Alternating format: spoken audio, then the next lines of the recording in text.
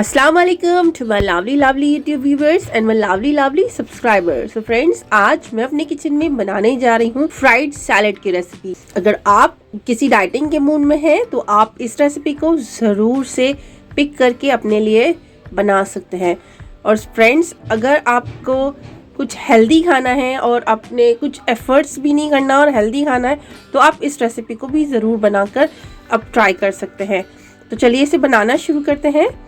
तो मैंने ले लिए हैं 250 ग्राम बेबी पोटैटोज़। मैंने इन्हें छील लिया है। अगर आप चाहें तो इनका छिलका भी ले सकते हैं क्योंकि इसमें फाइबर भी होता है, पानी की कमी को भी दूर करता है। तो ये ले लिए हैं, मैंने कट कर लिए हैं 2 पीसेस में। इससे ज़्यादा छोटा हम नहीं करेंगे और डाल लेंगे बाउल में। ये ली है ब्रोकली। हमने एक ब्रोकली ले ली है, ये 150 ग्राम होगी। और ब्रोकली में काफ़ी एंटीऑक्सीडेंट होते हैं और थोड़ा फाइबर भी होता है। तो फ्रेंड्स, ज़्यादा छोटा पीसेस नहीं करेंगे, कुछ इस तरीके से हमने इसे कट कर लेना है। और अगर ज़्यादा बड़े पीसेस हैं तो 2 कर लीजिए, नहीं तो इन्हें ऐसे ही रहने दीजिए। थोड़े थोड़े से इनके बाहर के डंठल भी रहने देंगे। तो फ्रेंड्स, कुछ इस तरीके से हमने इसे चॉप कर लिया है फ्रेंड्स। तो अब हम इसे भी ट्रांसफ़र करते हैं अपने उसी बाउल में जिसमें हमने पोटैटो छील कर काट कर रखे हुए हैं। सीजनल रेसिपीज़ हैं फ्रेंड्स, आपके पास जो अवेलेबल हो आप वो डाल सकते हैं। यहाँ ले रही हूँ मैं गाजर, कुछ इस तरीके से रफली चॉप करके, कुछ इस तरीके से कट करते हुए हम गाजर लेंगे फ्रेंड्स। ये देख सकते हैं आप।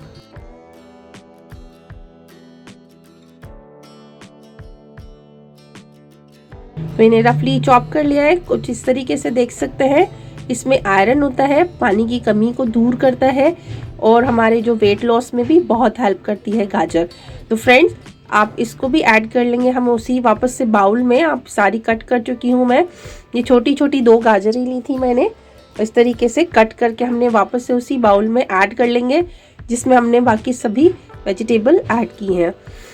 और मैंने ले ली है ये 1 प्याज। प्याज हम बहुत ज़्यादा नहीं लेंगे क्योंकि इसमें कैलोरीज होती हैं फ्रेंड्स, इसलिए हम बहुत ज़्यादा प्याज नहीं ले रहे हैं। बस 1 प्याज ली है, कुछ इस तरीके से रफली चॉप कर लिया है बस इनको। तो इसे भी ट्रांसफ़र कर देंगे बाउल में। और फिर इनकी हम कोटिंग के लिए एक स्लैरी जैसी बनाएंगे। देखने में इतनी प्यारी लग रही है। तो सैलेड हमारी अब अप्रॉक्सीमेट आधी बन चुकी है। तो 2 टेबलस्पून मैंने इसमें ऑलिव ऑयल डाल दिया है। अगर ऑलिव ऑयल नहीं है तो आप ऑयल को स्किप कर सकते हैं। इट्स नॉट कंपल्सरी कि आपको ऊपर कोई और ऑयल इसमें अच्छा नहीं लगता फ्रेंड्स, इसीलिए और ऑयल मत ऐड कीजिएगा। तो अब मैं इसको रखती हूँ साइड और ले लेती हूँ छोटी सी एक कटोरी जिसमें हमने इसकी स्लैरी कोटिंग बनानी है। इसकी कोटिंग बनाने के लिए हमने ले लिया है ये 2 टेबलस्पून कॉर्नफ्लावर, यानी कि अरारोट जिसे बोलते हैं फ्रेंड्स, ये वो है। 1 टेबलस्पून हमने लिया है ऑरिगेनो हर्ब्स मिक्स। और ये लिया है मैंने आधा टेबलस्पून बारीक कुटा हुआ लहसुन। आपके पास पाउडर हो तो वो भी ऐड कर सकते हैं। आधा टेबलस्पून काली मिर्च का पाउडर और ये आधा टेबलस्पून नमक अपने टेस्ट के अकॉर्डिंग ऐड करें। और इन सभी चीज़ों को अच्छे से पहले मिक्स कर लेंगे फ्रेंड्स। हम इसमें पानी नहीं मिलाएंगे, बस इसी तरीके से ऐसे पहले अच्छे से मिक्स कर लें। और अब इस तरीके से इसको स्पून की हेल्प से इस तरीके से डस्टिंग करेंगे इसकी।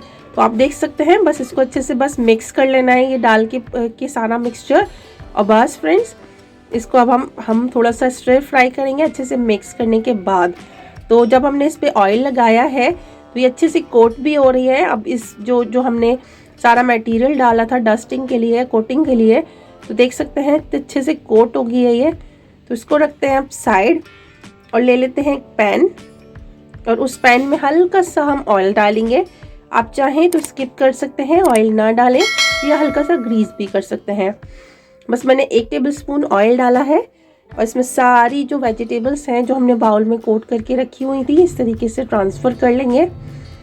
अगर आपके पास बड़ा वाला टोस्टर है तो आप ये काम उस बड़े टोस्टर में भी कर सकते हैं, उसमें और भी ज़्यादा अच्छा और टेम्पटिंग लुक आएगा फ्रेंड्स। मेरे पास कढ़ाई है इसीलिए मैं कढ़ाई में करके दिखा रही हूँ ताकि हम हर उस तरीके से बना सकें जो हमारे पास अवेलेबल नहीं है, पर हम हर रेसिपी आपके साथ शेयर कर सकें। तो फ्रेंड्स, इसे 5 मिनट एक तरफ से और 5 मिनट दूसरी तरफ से स्टिर फ्राई करनी है हमें, बस इतनी कि हमारी जो पोटैटोज़ हैं, बेबी पोटैटो, वो टेंडर हो जाए और जो बाकी वेजिटेबल्स हैं अच्छे से टेंडर हो जाए। बस कच्ची कच्ची नहीं लगनी चाहिए। हल्का सा इन्हें अलट पलट करते हुए फिर से 2 मिनट के लिए रख देंगे। उसके बाद हम इसको सर्व करेंगे। So friends, now it's ready to serve. तो फ्रेंड्स, आपको मेरी रेसिपी अच्छी लगी है तो मुझे लाइक, शेयर एंड कमेंट ज़रूर करें। और अगर आप किसी डाइटिंग के मूड में हैं, कुछ खाना पसंद नहीं कर रहे हैं या कुछ खाना नहीं है, तो ये सैलेड वाली रेसिपी ज़रूर से ट्राई करें।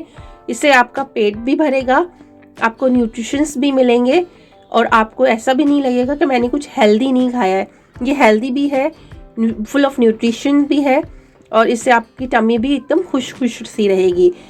रेसिपी अच्छी लगी हो तो लाइक, शेयर एंड कमेंट ज़रूर करें और मिलते हैं अगली किसी इंटरेस्टिंग सी रेसिपी के साथ। तब तक के लिए अल्लाह हाफिज़, शब खैर।